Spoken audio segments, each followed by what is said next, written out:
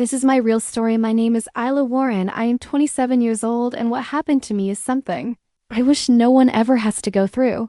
It's the kind of nightmare that follows you long after you've woken up, because some nightmares aren't dreams at all. A few years ago, I returned to my hometown after my mother's funeral, thinking I'd be there for just a week to settle her affairs. But what I found inside her old farmhouse changed me forever. Before you judge or doubt, I just want you to listen to my story from the beginning to the very end, because only then will you understand why I can never set foot in that place again. Please subscribe, like, and share if you want more true horror stories. This story is written and edited by Dark Life Side Diaries. The rain was coming down in sheets when I stepped out of my car, the gravel crunching under my boots as the headlights lit up the crooked outline of my mother's old farmhouse. The house stood at the edge of the property line like a stubborn old sentinel, its weathered boards dark from decades of storms, its windows like blind eyes watching the world without seeing. I hadn't been back in over 12 years, not since I left for college and swore I'd never come back. My mother was a difficult woman, sharp-tongued, unpredictable, and always half lost in her own strange beliefs about the other side. When the call came that she'd passed away unexpectedly, I thought I'd feel relief, maybe even closure. But standing there in the storm, suitcase in hand, all I felt was a knot tightening in my stomach. I unlocked the front door and stepped inside, the smell of damp wood and something faintly metallic hitting me immediately. The air was colder than it should have been, even for an abandoned house, and my breath clouded in front of me as I walked down the hall. Dust clung to everything, and yet there were signs someone or something had been here recently. The kitchen table was set for one, with a plate and fork resting neatly in the center, a faint ring of condensation marking where a glass had been. Upstairs, my old bedroom door was closed. I remember it being slightly warped, but now it looked swollen, like it was breathing. My hand hovered over the knob before I pulled it away. Instead, I went into my mother's bedroom. That's where I found the first note. It was resting on her pillow, written in her unmistakable handwriting. "Do not go into the grove." My pulse spiked. The grove. That cursed patch of twisted trees behind the house. I had vivid memories of her warning me about it as a child, telling me that people who wandered there after dark never came back the same. I always thought it was one of her scare tactics to keep me from roaming too far, but seeing those words now in her shaky script made something deep inside me shiver. I tried to brush it off, telling myself it was just my mind playing tricks, but later that night, as I lay in bed listening to the wind, I heard it, faint but unmistakable, a woman's voice calling my name from the direction of the grove. The sound wasn't muffled by the walls, it was like it was right beside my ear. I sat up, heart pounding, and grabbed my phone. No signal. The voice came again, softer this time, almost coaxing against my better judgment. I got up, slipped on my coat, and stepped outside. The rain had stopped, but the ground was slick with mud. The grove loomed ahead, its tangled branches forming a black silhouette against the night sky. Each step I took toward it made the air colder, heavier. I told myself I'd just go far enough to see if someone was out there, maybe a neighbor, maybe a lost hiker. But as soon as I crossed the property's back fence, the world seemed to shift. The wind died, and the silence was so complete I could hear my own heartbeat in my ears. The trees here weren't like normal trees. Their bark was a deep, almost wet black, and the trunks twisted unnaturally like frozen screams. The smell hit me, then coppery metallic, sharp enough to make my eyes water. That's when I saw her. At first I thought it was my mother standing barefoot among the roots, her white nightgown soaked, her hair hanging over her face. But when she lifted her head, it wasn't my mother's face I saw, it was something else wearing her face. The eyes were wrong, too wide, too bright, reflecting what little moonlight there was, like an animal's. Her smile stretched far past what should have been possible. And her teeth? They were all the same size, small and sharp like a shark's. My legs locked in place as she tilted her head and whispered, "Welcome home, Isla." I couldn't move, I couldn't even breathe. Then she stepped toward me, and the ground seemed to pulse under my feet. Something dark began to seep from the soil around her, thick tar-like liquid that writhed like it was alive. The trees groaned, their branches bending low as if they were reaching for me. I stumbled backward, my boots sinking into the mud, my eyes fixed on the thing wearing my mother's skin. She didn't follow me, but her smile widened even more, and in a voice that was both my mother's and not, she said, "You'll be back." I ran crashing through the undergrowth, not stopping until I was inside the house with the door locked behind me. My chest heaved, my hands trembling so badly I could barely turn. The deadbolt outside the grove was just a dark patch in the distance, again still and silent. But I knew deep in my bones that it wasn't over. I didn't sleep that night. Every creak of the house made me jolt upright, my eyes darting toward the darkened Windows, as if that thing from the grove would suddenly be pressed against the glass. My phone still had no signal no matter where I moved in the house, and when I tried the landline, all I got was a low static hum that seemed to pulse in time with my heartbeat. At one point I swore I heard a faint whisper through it, a single drawn out Isla, that made me slam the receiver down so hard the old table rattled. By morning the sky was a flat gray, the kind of overcast that feels heavy like it's pressing down on you. I told myself I'd leave, pack up whatever I could fit in, and my car, sign the papers at the lawyer's office, and never look back. But when I tried to start my car, the engine wouldn't turn over. I wasn't a mechanic, but the way it died mid-crank with a faint smell of something burnt didn't feel like coincidence. I walked down the dirt road toward the nearest neighbor's place, but after 15 minutes I realized something was wrong. I wasn't getting any closer to the bend in the road that I knew was just ahead. The landscape looked the same. In every direction, the same bare trees and slick mud, the same telephone pole leaning at a crooked angle. My stomach churned as I turned back toward the farmhouse and found myself standing at the front porch. I hadn't turned around. I hadn't retraced my steps, but somehow I was back. I stood there for a long moment trying to make sense of it when I noticed movement in the upstairs window, my bedroom window. It was subtle, just the faint shifting of a shadow, but I knew I was alone in the house. My feet moved before I could think, and I burst inside, taking the stairs two at a time. The bedroom door was still closed just as I'd left it. I pressed my ear to the wood, holding my breath, and at first there was nothing. And then the faintest sound. Breathing, slow, deliberate breathing, as if someone on the other side was waiting for me to open the door. My hand was halfway to the knob when I saw a second note. This time slid just far enough under the door for me to see the edge of the paper. My fingers trembled as I pulled it out. The handwriting was the same as before, shaky and unmistakably my mother's. "It wears what you love." I didn't open the door. I backed away slowly, never looking away from it until my calves hit the bed. That's when the breathing stopped instantly and naturally, and was replaced by a soft tapping sound from the other side, like fingernails against wood.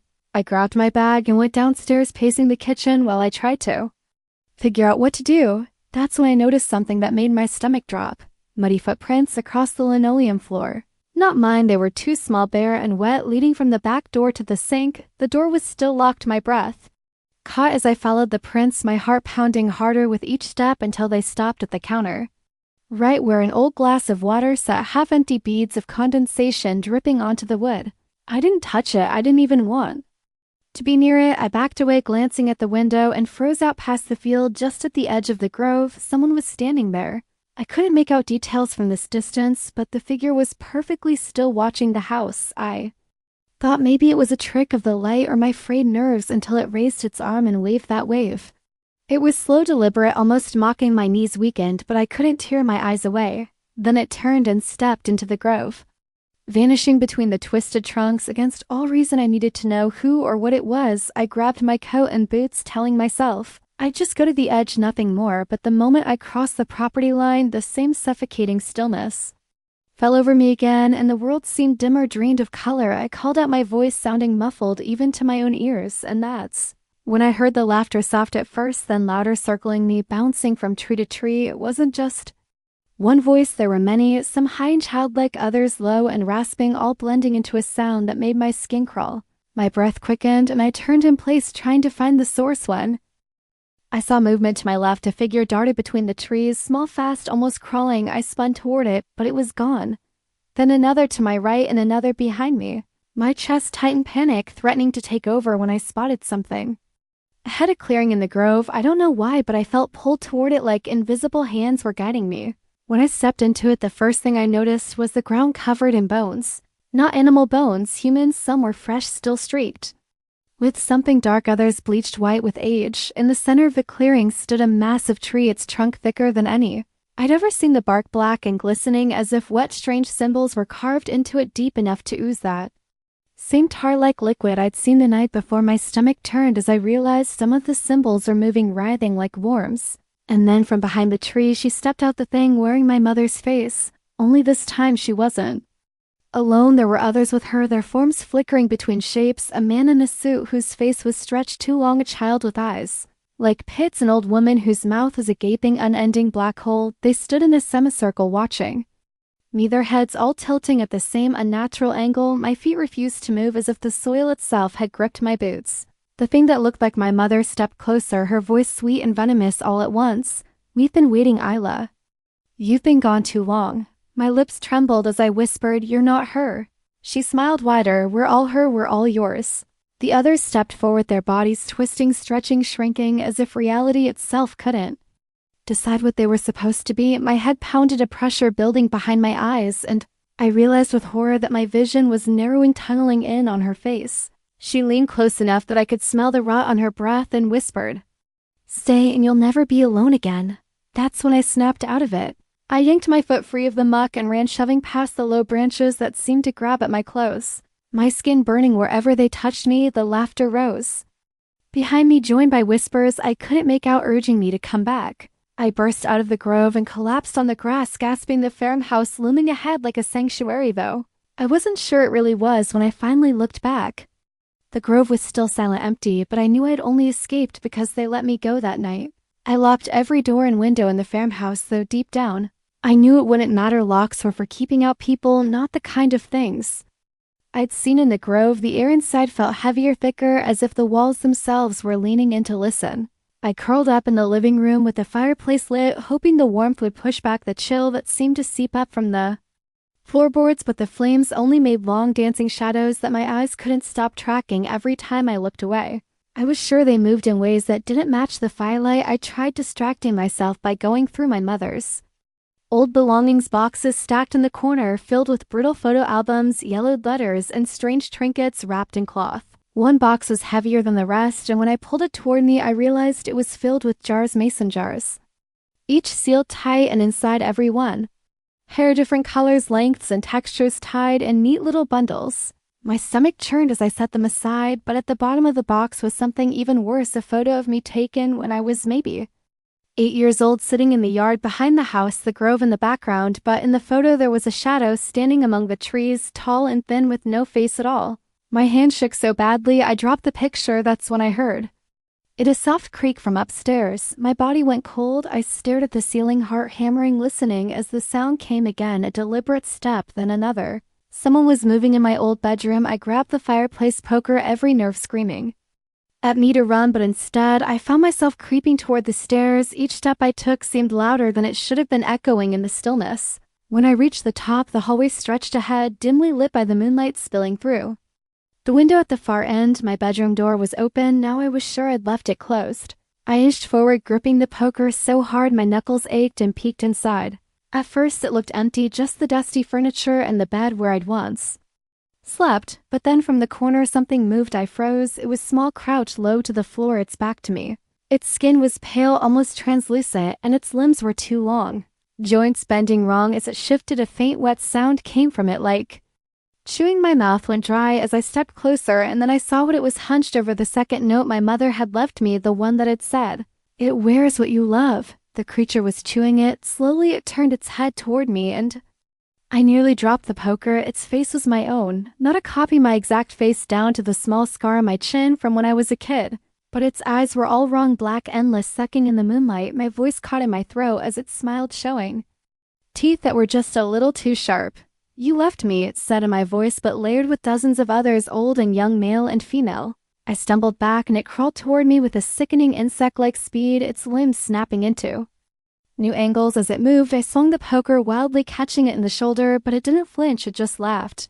The sound was like glass grinding against metal, and it echoed down the hall. I bolted, slamming my mother's bedroom door behind me and wedging the chair under the handle. My pulse roared in my ears as I backed into the room, trying to think. That's when the tapping started again, slow, deliberate, on the other side of the door. Tap, tap. I clamped my hands over my ears, but it didn't stop.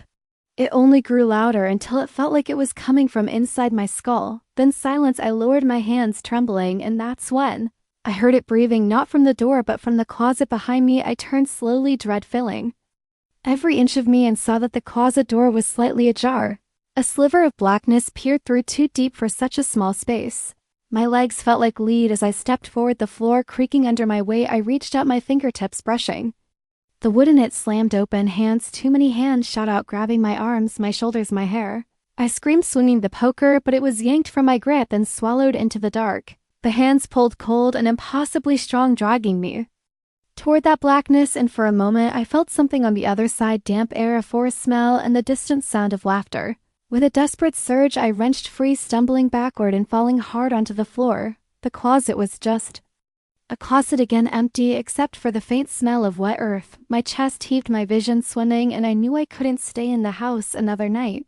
I grabbed my bag, shoving in whatever I could, and made for the front door, but when I flung it open, the world outside wasn't my yard, it was the grove. The trees loomed on either side, their branches arching overhead like a tunnel. My breath caught as I stepped back, slamming the door shut, but when I turned, the living room was gone. I was standing in the clearing, the bone-strewn ground under my boots, the massive black tree before me, and this time they were all there. Dozens of them, maybe more, wearing faces I recognized, childhood friends, relatives, long dead, even people I'd passed on the street years ago, all of them smiling, all of them tilting their heads in that same unnatural way. My mother's double stepped forward, her eyes glowing faintly in the dim light. "You keep running," she said softly, "but you've been here all along." My mind reeled, my heart pounding so hard I thought it would burst.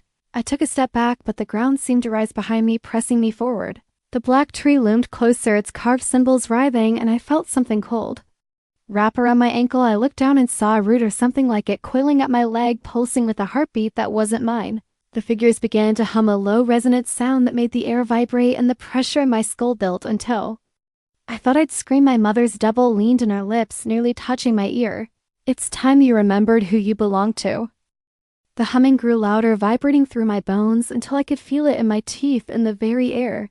I breathed, and the root coiled higher around my leg, cold and slick, tightening with a steady, almost deliberate rhythm, like a serpent savoring its prey. I clawed at it, my nails scraping uselessly against its surface, but the moment I touched it, a rush of images slammed into my mind, flashes of faces, places, moments I'd lived in, moments I'd never seen before, memories that weren't mine, flooding into me like a river breaking its banks. I saw children laughing in the grove, their laughter turning into screams as the trees swallowed them whole. I saw my mother, much younger, standing before the black tree with her hands raised, chanting words I couldn't understand. I saw myself not as I am now, but as a child standing in the clearing and smiling at something unseen just beyond the edge of my vision. The figures surrounding me swayed in unison, their heads moving side to side as their humming shifted into a single haunting word repeated again and again. "Stay, stay, stay." My mother's double took my hand, her skin ice cold, and pulled me toward the base of the tree, up close, the symbols carved into its bark seemed to writhe more violently, as if aware of my presence, and the tar-like liquid that oozed from them dripped onto my boots, sizzling against the leather. "It's not death," she whispered, her voice a blend of comfort and threat. "It's coming home." I tried to speak, to tell her no, to scream, but my voice was gone, stolen by the oppressive air.